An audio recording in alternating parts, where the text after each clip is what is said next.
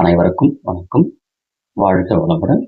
வாழ்க வையகம், வாழ்க வையகம், வாழ்க வளமுடன். குரு வாழ்க, குருவியே துணை. சிந்தனையை உடல்நலத்தை சீரமைத்து உய்வித்த குருவியே வாழ்க.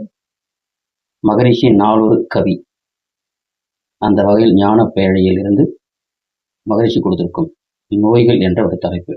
இந்த உடல் இருக்கு, உயிர் இருக்கு, இது இரண்டும் இணக்கமாக செயல்பட வேண்டும் என்றால் அதுக்கு என்ன வேண்டும்? இது சீராக இயங்க வேண்டும்.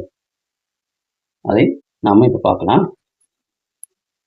உடலியக்கும் உயிரியக்கும் ஒன்றோடு ஒன்று ஒத்து இருந்தால் உணர்ச்சி மிக மிக இனிமையாகும். உடல் உயிர்க்கிடை காற்று, வெப்பம், தண்ணீர் உறவை சீர் செய்து தொடர்ந்து இயங்க செய்யும். உடலில் நீர் முதல் மூன்றில் ஏதேனும் தன் ஓட்டத்தில் தடைப்பட்டால், அளவு கெட்டால் உடலில் அணு அடுக்கு சீர்குலைந்து போகும். உணர்ச்சி பொருந்தா, இதுவே துன்பமாகும். வாழ்க வளமுடன். இப்போ ஒரு குறள் கூட சொல்லியிருக்காங்க, மெய்யினும் குறையினும் நோய் செய்யும் நூலோர் வலி முதலாய் எண்ணிய மூன்று என்று சொல்லியிருக்காங்க. அதுதான் வாதம், பித்தம், சிலோத்துமம் என்று சொல்லக்கூடிய காற்று, நெருப்பு, நீர் இது சீராக இந்த உடலில் இயங்கிக் கொண்டிருக்கும் போது நல்ல ஒரு இந்த உடலுக்கும் உயிருக்கும் நல்ல ஒரு இன்பமான ஒரு உணர்வாக இருக்கும். இதில் எது ஒன்றும் கூடினாலும் குறைந்தாலும், அளவு முறை மாறினாலும் தடைப்பட்டாலும் அதுவே நோய்களாகவும் துன்பமாகவும் நாம் உணர்வதை தெரிந்து கொள்ளலாம். அந்த மூன்று ஓட்டமும் சீராக இயங்கணும்னா நாம் என்ன பண்ணணும்?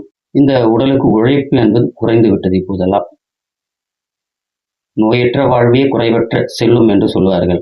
ஆனால் இப்போ அப்படி இல்லை. நோயோடவே வாழ்ந்து கொண்டிருப்பது ஒரு சாதாரண விஷயமாக ஆகிவிட்டது மனித இனத்திற்கு. சொல்லுவாங்க, உடலிலே நோய், உள்ளத்திலே கலங்கும், மனதிலே குழப்பும், வாழ்க்கையில் சிக்கல். இதுக்கு எல்லாத்துக்கும் ஆணி வருகிறது என்று சொன்னால் இந்த உடல் இயக்கம் சீர்குலைந்து போவதும், அதனால் மன இயக்கம் சீர்குலைவதும், அதனால் ஏற்படும் செயல்களும் அதற்கேற்ற விளைவுமே நமக்கு பல வகையில் தொந்தரவாக இருக்கின்றது. நோயின்னு சொல்றோம், அது உடலுக்கு மட்டும்தான் வருதா? மனதிலும் நோய் வந்து விடுகிறது. ஒன்று கெட்டால் இன்னொன்னும் அதுவும் துன்பத்திற்கு ஆளாகிறது.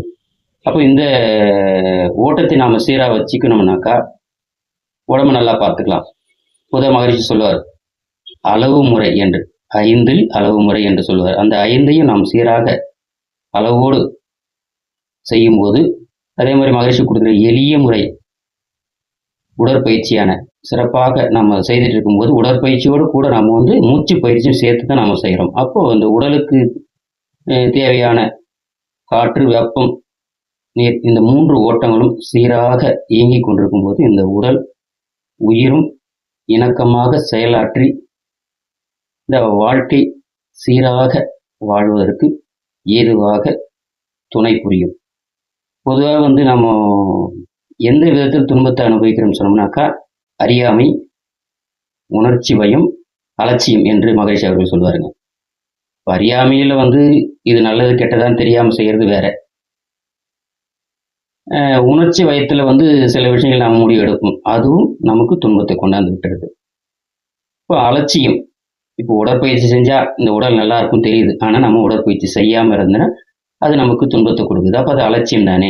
அப்போ இந்த வகையில் நம்ம அறியாமையாலும் நம்ம இந்த உடல் எவ்வளவு மிகப்பெரிய ஒரு சொத்துன்னு சொன்னோம்னா, மற்ற எதை காட்டிலும் செல்லும் எதுன்னு சொன்னால் ஆரோக்கியமான இந்த உடல் தான். இந்த உடலை நாம் சீராக வைத்து கொண்டால் அறியாமையாலும் அலட்சியத்தாலும் உணர்ச்சி வசத்தாலும் வீணடிக்காமல் சிறப்பாக இந்த உடலை பேணி காக்கும் போது இன்பம், பேரின்பம், அமைதி என்ற 3ஐ மட்டும் நாம் அனுபவிக்கலாம்.